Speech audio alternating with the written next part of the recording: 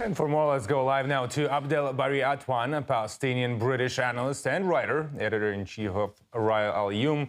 Welcome to the program, sir. Russia and Iran offered considerable military support to Damascus before the government was overthrown in December, of course. With Syria's radically shifting politics, is there any foreign actor that could help prevent further Israeli attacks? I believe, this government of Bashar or Mr. Jolani is the puppet of United States. United States was behind the plan to change the regime in Syria. But actually, we discovered that they are listening to the Israeli. The Israeli would like to control south of Syria,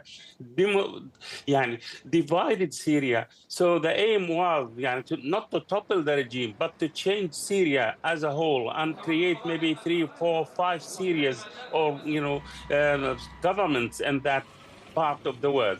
So the Israeli now intervening. They are not intervening to protect the Druze. The Druze sect responsibility of the government, and the government actually intervene in order to reach a ceasefire with them.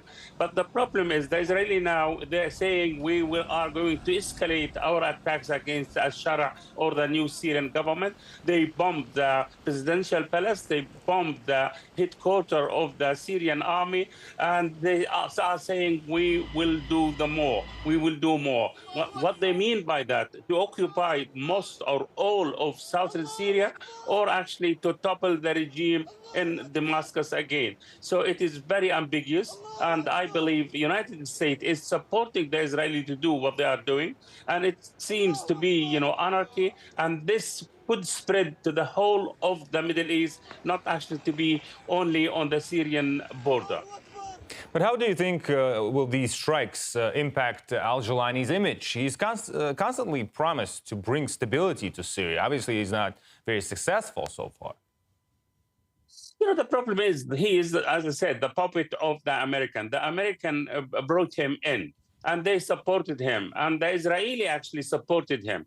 So because they wanted to get rid of Bashar al-Assad as a president. And the situation now is worse than what it used to be during Assad time under the sanction of the United States.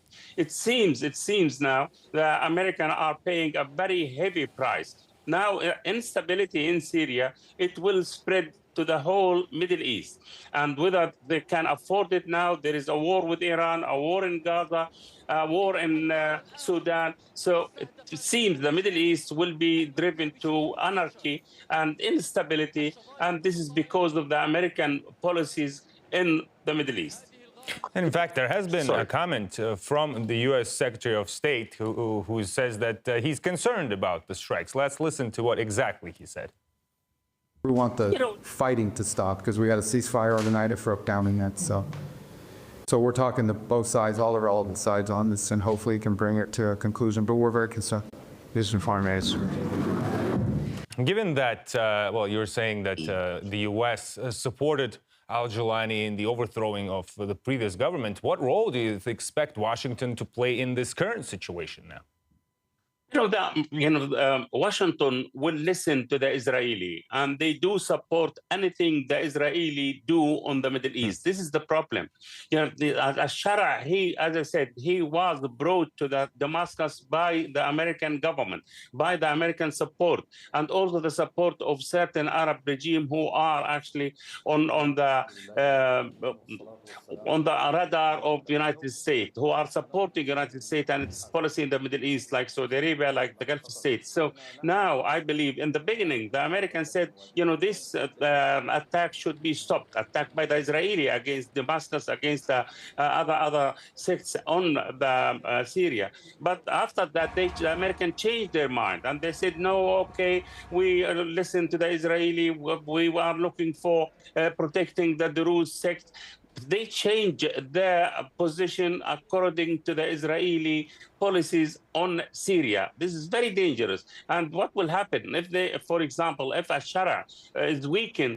So this could be a step for anarchy on the whole of Syria, and this anarchy could spread also to Lebanon. Now, if we have a sectarian problem, a sectarian civil war in Syria, definitely we'll have a copy of it in Lebanon. Same thing in Saudi Arabia, the same thing in Egypt, because there are a lot of minorities on the region. Every country has its minorities and have their problem with the minorities. But in Syria now, the minorities are treated badly by al-Shara. Al-Shara, he doesn't know how to rule, a small village on Syria. Now he is the president of Syria, and he's supposed to rule Syria and take it, forward. I don't think he will take it forward. I think he will take it backward. And I think Syria will be divided, and also Lebanon will be divided, and civil wars will be spread on the Middle East. And the Israelis are looking for that. They want a new Middle East controlled by them, and its map drawn by them. So it seems this is the first step, and God knows what will happen next, where the civil war will take place, where the American-Israeli intervention will take place. I don't know. But what I know, definitely, the Israelis are not caring about the minorities. It's completely the opposite. They want to divide every country in the Middle East and to be in control of the whole region. Well, divide and conquer, as they say. Abdel Bari Atwan, Palestinian-British analyst and writer, editor-in-chief of Rai Al-Yum, thank you so much for these comments. Thank you.